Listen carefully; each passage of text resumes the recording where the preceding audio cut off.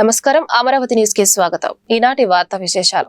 గన్నవరం మాజీ ఎమ్మెల్యే వల్లభనేని వంశీని విజయవాడ పటమట పోలీసులు అరెస్టు చేశారు. హైదరాబాద్ రాయదుర్గంలోని మై హోమ్ బూజాలో పోలీసులు ఆయన్ను అరెస్టు చేసి విజయవాడకు తీసుకెళ్లారు. కిడ్నాప్, దాడి, ఎస్సీ ఎస్టీ అట్రాసిటీ కేసుల్లో బిఎన్ఎస్ సెక్షన్లు 140, 308, 351, రెడ్ విత్ 3 కింద వంశీపై కేసు నమోదు చేశారు. వైకాపా అధికారంలో ఉండగా గన్నవరం తెదేపా కార్యాలయంపై జరిగిన దాడి కేసులో వంశీ A71 గా ఉన్నారు.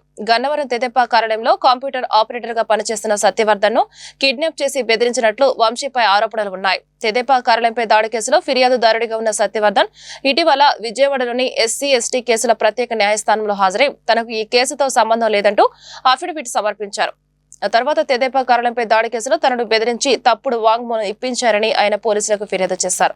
దీంతో విజయవాడ అదనపు డీసీపీ కృష్ణ సిబ్బంది హైదరాబాద్ చేరుకుని వంశీని అరెస్టు చేశారు. మరోవైపు వంశీని అరెస్టు చేస్తున్నట్లు ఆయన భార్యకు పోలీసులు నోటీసులు ఇచ్చారు. గతంలో అధికారాన్ని అడ్డుపెట్టుకునే వైసీపీ నేతలు ప్రజలను భయం భ్రాంతులకు గురిచేశారని టీడీపీ ఎమ్మెల్యే ఎర్లగడ్డ వెంకట్రావు ఆరోపించారు.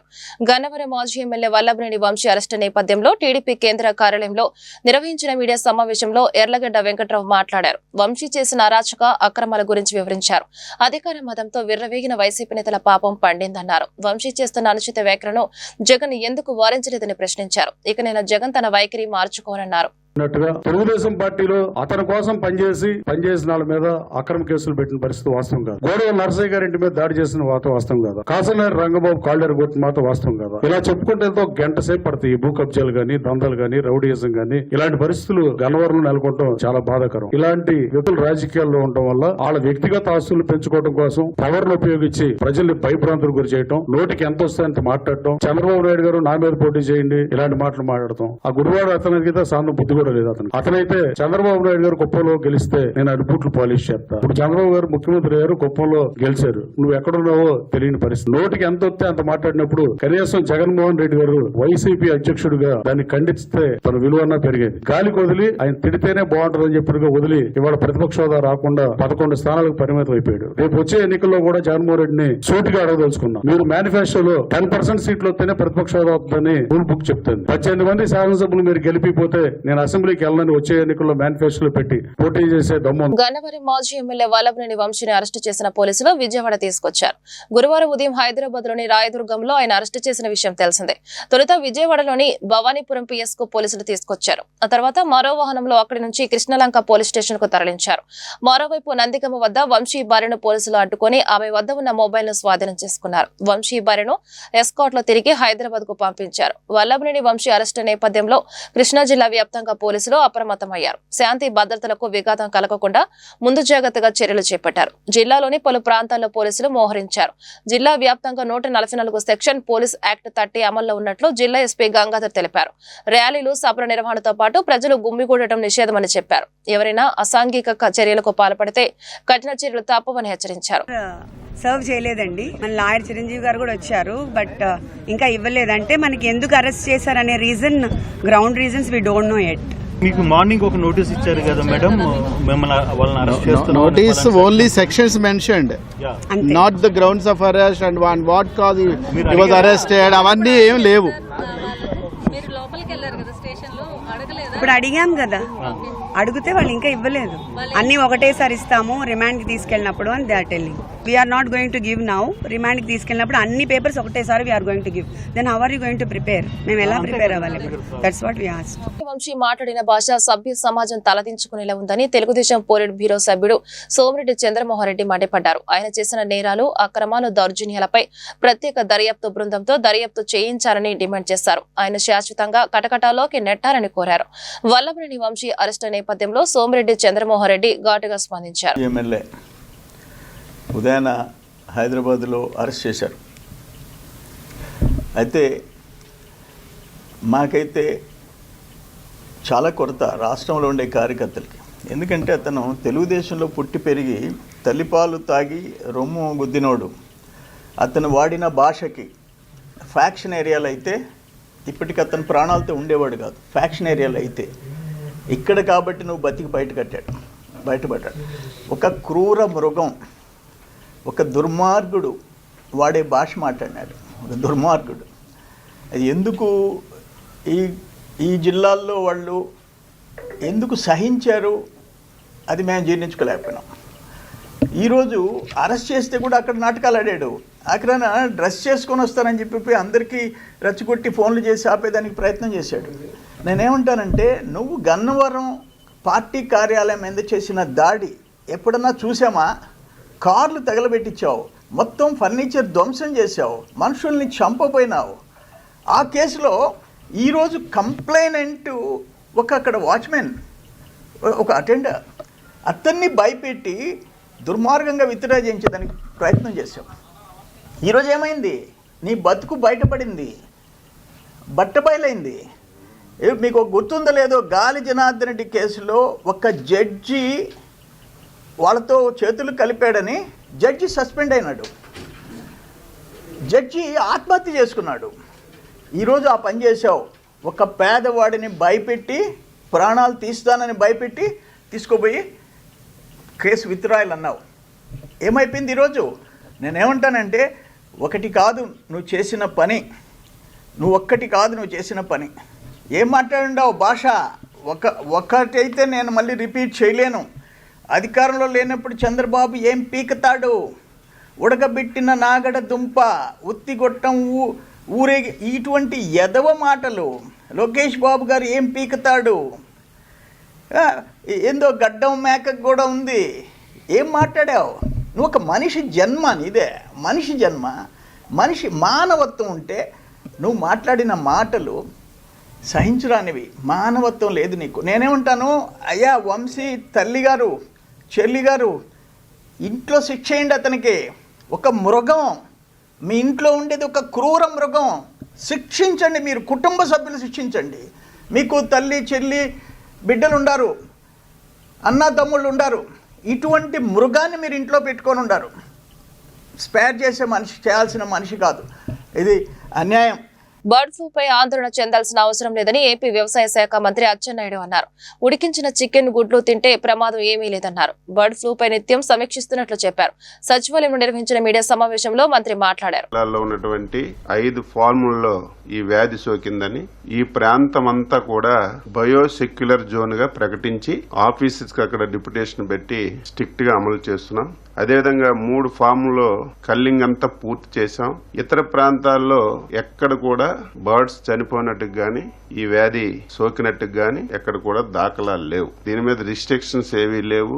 ఉడికించినటువంటి గుడ్లు గాని, ఉడికించినటువంటి మాంసం గాని తింటే ఎటువంటి సమస్య లేదని కూడా స్పష్టంగా రాష్ట్ర ప్రభుత్వం నుంచి తెలియజేస్తున్నాను. ఇప్పటికే జిల్లా కలెక్టర్లు, పశుసంవర్ధక శాఖ అధికారులు మరియు వైద్య శాఖ సిబ్బంది కామన్ గా పరిస్థితిని ప్రతి గంటకి అంచనాలు వేసి ఎక్కడైనా ఇటువంటిది బయటపడితే ఇమీడియట్ గా నిమిషాల మీదే వాస్తవమా కాదా తెలుసుకుని చర్యలన్నీ కూడా తీసుకున్న విషయం కూడా తెలియజేస్తున్నాను. ప్రజలు నిరంభేందరంగా కోళ్లు గాని, గుడ్లు గాని తినొచ్చు, ఎవరికి ఎటువంటి ఇబ్బంది లేదు. అయితే పత్రికల్లో, సోషల్ మీడియాలో విపరీతంగా కొంతమంది పోటీపడి దీని మీద భయాందోళన సృష్టిస్తున్నారు. వారికి కూడా ఈ సందర్భంగా మనవి చేస్తున్నాను. వాస్తవాలు తెలుసుకోకుండా ఆదరాబాదరగా ప్రకటనలు చేసి ప్రజలకు భయాందోళన చేస్తే ప్రభుత్వం సీరియస్ గా కూడా తీసుకుంటుందని స్పష్టంగా తెలియజేస్తున్నాను. ఉదయం బర్డ్ ఫ్లూ అనేది ఉంగుటూరు నియోజకవర్గంలో ఒక వ్యక్తికి సోకిందని సాక్షిలో స్క్రోలింగ్ వేశారు. ఇమీడియట్ గా మా సెక్రటరీ హెల్త్, జిల్లా కలెక్టర్ అందరూ అప్రమత్తమయ్యే అక్కడికి వెళ్లేసరికి అది రాంగ్ న్యూస్. దీనివల్ల చాలా మంది పబ్లిక్ భయపడుతున్నారు. ఇది చాలా సీరియస్ ఇష్యూ. ముఖ్యమంత్రి గారు అనునిత్యం పర్యవేక్షించి ఎక్కడ కూడా ఎవరికి ఇబ్బంది లేకుండా చేయమని స్పష్టంగా తెలియచేశారు. ఆ పని చేస్తున్నాం. నిన్నైతే కొంతమంది తెలంగాణ రాష్ట్రం, ఆంధ్రప్రదేశ్ నుంచి పూర్తిగా ఏవి రాకుండా చేయాలని సర్క్యులర్ ఇచ్చిందని చెప్పి నిన్న కొన్ని టీవీల్లో ఇచ్చారు. సర్క్యులర్ ఆంధ్రప్రదేశ్ ప్రభుత్వంకి ఇవ్వలేదు, జనరల్ గా వాళ్ళు ఒక సర్క్యులర్ ఇచ్చారు. ఆ సమస్య కూడా లేదు. నిన్న ఎక్కడ గుడ్ల లారీ వెళ్తే ఎక్కడ ఆపలేదు. ఎక్కడో ఒక దగ్గర కోల్ లారీ ఆపితే ఇమీడియట్ గా బార్డర్స్ లో కూడా మా ఆఫీసులకు పెట్టి ఆ సమస్య కూడా లేకుండా మేము ఎప్పటికప్పుడు పరిష్కరిస్తున్నాం. తెలంగాణ ప్రభుత్వం కూడా ఎక్కడ ఆంధ్రప్రదేశ్ రాష్ట్రం నుంచి మేము తీసుకోమని గాని, నిషేధించామని గాని ఎక్కడ కూడా సర్క్యులర్ లేదు. వాళ్ళు బర్డ్ ఫ్లూ దేశంలో కేంద్ర ప్రభుత్వం అలర్ట్ చేసిన తర్వాత జనరల్ గా ఒక సర్క్యులర్ ఇచ్చారు. అది మన రాష్ట్రానికి వచ్చిందని చెప్పడం కూడా తప్పు.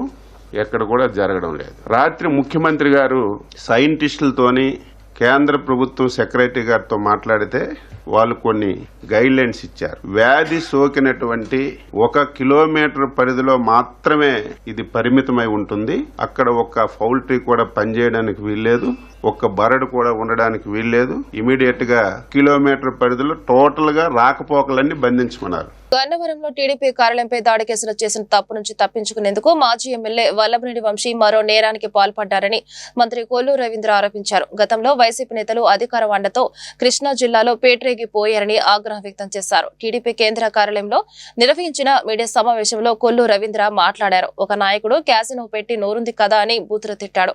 మరో నాయకుడు కట్టుకున్న భార్యనే బియ్యం స్కామ్ లో ఇరికించాడు. ఇంకో నాయకుడు పార్టీ కార్యాలయంపై దాడికి పాల్పడ్డాడు. ఈ చర్యలన్నిటిని ఉపేక్షించాలా? కక్షపూరితంగా చేయాలి అనుకుంటే అధికారంలోకి వచ్చిన నెల రోజుల్లోనే అందరినీ లోపల వేయించేవాళ్ళమని కొల్లు రవీంద్ర వ్యాఖ్యానించారు. రాజకీయంగా చాలా ప్రాధాన్యత కలిగిన కృష్ణా జిల్లాలో భ్రష్టు పట్టించారు. ప్రతి ఒక్కరు కూడా ఒక నాయకుడు క్యాసినో పెట్టిస్తాడు, నోరు ఉంది కదా అని బండబూతులు తిడతాడు, అధికారం ఉంది కదా అని చెప్పి అధికారుల్ని కాళ్ళ కింద వేసుకుని తొక్కే పరిస్థితి చేశారు. ఆ రోజున వాళ్ళు చేసినటువంటి దుర్మార్గాలు ఇవాళ బందర్లో మచిలీపట్నంలో ఒక మాజీ మంత్రి బియ్యం స్కామ్ లో సొంత భార్యనే కేసుల్లో ఇరికించినటువంటి దౌర్భాగ్యమైనటువంటి పరిస్థితులు వైఎస్ఆర్ పార్టీ ఇవాళ ఆ నాయకులది. తీర ప్రాంతంలో భూములు కొట్టేసిన ఒక మాజీ మంత్రి, తెలుగుదేశం పార్టీ ప్రధాన కార్యాలయంలో ఆ కుటుంబానికి రాజకీయ భిక్ష పెట్టినటువంటి పార్టీ తెలుగుదేశం ఇవాళ దాడులు చేసి జగన్ దగ్గర మెప్పులు పొంది పదవులు పొందాలని చూస్తే ఏమైంది ఇవాళ మీరు చూశారు. ఇవాళ ఎవరు కూడా తప్పించుకోలేరు. ఇవాళ ఎవరైతే కంప్లైంట్ ఇచ్చారో అతని మీదే, ఒక దళితుడి మీదే ఇవాళ ఇలాంటి దుర్మార్గాలు చేస్తా ఉన్నారంటే ఎట్టి పరిస్థితుల్లో కూడా ప్రభుత్వం చూస్తూ ఊరుకోదు. ఖచ్చితంగా ఎవరు కూడా తప్పించుకోలేరు. ప్రపంచ వేదికపై ఒంగోలు గిత్త తన సత్తా చాటిందని ముఖ్యమంత్రి చంద్రబాబు వ్యాఖ్యానించారు. అంతర్జాతీయ మార్కెట్లో ఒంగోలు గిత్త 41 కోట్లు పలకడం శుభ పరిణామమన్నారు. దీంతో రాష్ట్ర పశుసంవర్ధక వారసత్వం ప్రపంచానికి చాటిందని పేర్కొన్నారు. ఒంగోలు గిత్తలు ఉన్నత జన్యువులు, బలానికి ప్రసిద్ధి చెందాయని తెలిపారు. రాష్ట్ర ప్రభుత్వం ఈ జాతిని పరిరక్షిస్తూ పాడి రైతులను ఆదుకోవడానికి కృషి చేస్తుందని వెల్లడించారు. కూటమి ప్రభుత్వం రాజకీయ కక్ష సాధింపు చర్యలకు పాల్పడుతుందని మాజీ మంత్రి అంబటి రాంబాబు ఆరోపించారు. ఇందుకు నిదర్శనమే వల్లభనేని వంశీ అరెస్టు అని చెప్పారు. రాజకీయ విమర్శలు చేస్తే అరెస్టు చేస్తారని ఆయన ప్రశ్నించారు. వల్లభనేని వంశీ అరెస్టు నేపథ్యంలో వైసీపీ నేతలు రాష్ట్ర డీజీపీ హరీష్ కుమార్ గుప్తాను కలిసేందుకు గురువారం ఆయన కార్యాలయానికి వెళ్లారు. ఆయన అందుబాటులో లేకపోవడంతో వైసీపీ నేతలు వెనుదిరిగారు. ఈ క్రమంలో అంబటి రాంబాబు మీడియాతో మాట్లాడారు. వల్లభనేని వంశీని ఎందుకు అరెస్టు చేశారో మాకు అర్థం కాలేదన్నారు. వంశీ అరెస్టుకు పోలీసులు విచిత్రమైన కథనాలు చెబుతున్నారని ఆరోపించారు. పోలీసు వారు టీడీపీ నాయకులతో కుమ్మక్కై వంశీని అరెస్టు చేశారని డీజీపీకి చెప్పే ప్రయత్నం చేస్తున్నామన్నారు. రాష్ట్రంలో రాక్షస పాలన కొనసాగుతుందని ఆరోపించారు.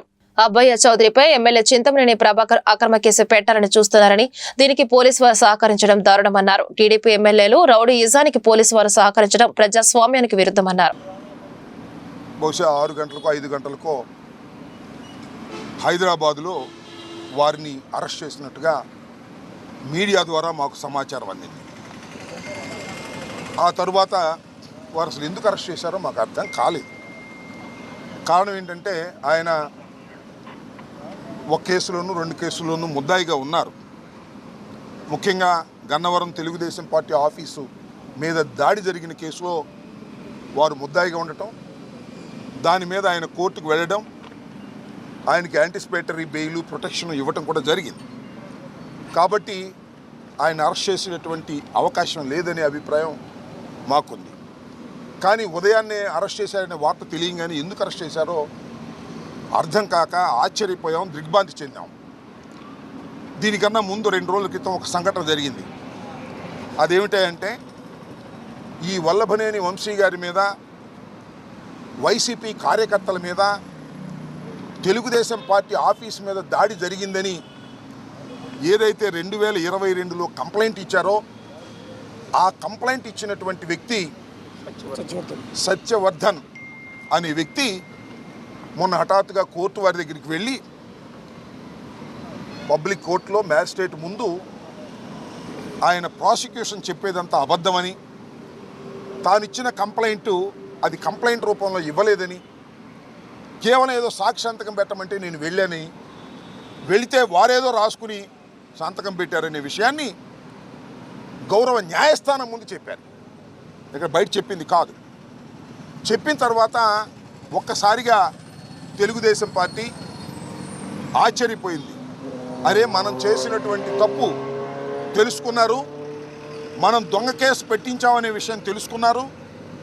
ఆ సత్యవర్ధన్ అనే వ్యక్తి ఎస్సీ కులానికి చెందటం వలన పైన రాసుకున్నారు, సంతకం పెడితే నన్ను కులం పేరు కూడా తిట్టారని, ఎస్సీ ఎస్టీ అట్రాసిటీస్ యాక్ట్ కూడా పెట్టి బెయిల్ రాకుండా ఉండేందుకు కట్టుదిట్టంగా వాళ్ళు చేశారు అనేది తెలుసుకుని ఆశ్చర్యపోయి ఇదంతా ఫాల్స్ కేసు అని ప్రపంచానికి తెలిసింది.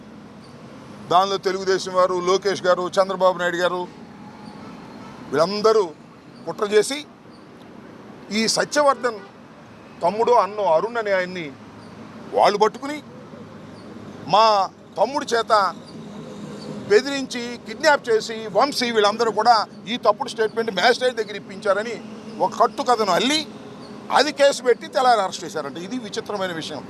ఇంతకన్నా దారుణమైన విషయం మరొకటి ఉండదని కూడా ఈ సందర్భంగా మనవి చేస్తున్నాను. గుంటూరు డిప్యూటీ స్పీకర్ రఘురామకృష్ణంరాజు కేసులో జైల్లో ఉన్న తులసిబాబు ఒక రోజు పాటు కస్టడీలోకి తీసుకోనున్న ప్రకాశం జిల్లా పోలీసులు. 3 రోజుల పాటు కస్టడీ పిటిషన్ వేసిన పోలీసులు. 11 గంటలకు కస్టడీలోకి తులసిబాబు లోతైన విచారణ చేరున్న పోలీసులు. గుంటూరు జిల్లా జైలు నుండి తులసిబాబును వైద్య పరీక్షల నిమిత్తం గుంటూరు జీజీహెచ్కి తరలించిన పోలీసులు. వైద్య పరీక్షల అనంతరం ఒంగోలుకు తరలించనున్న పోలీసులు.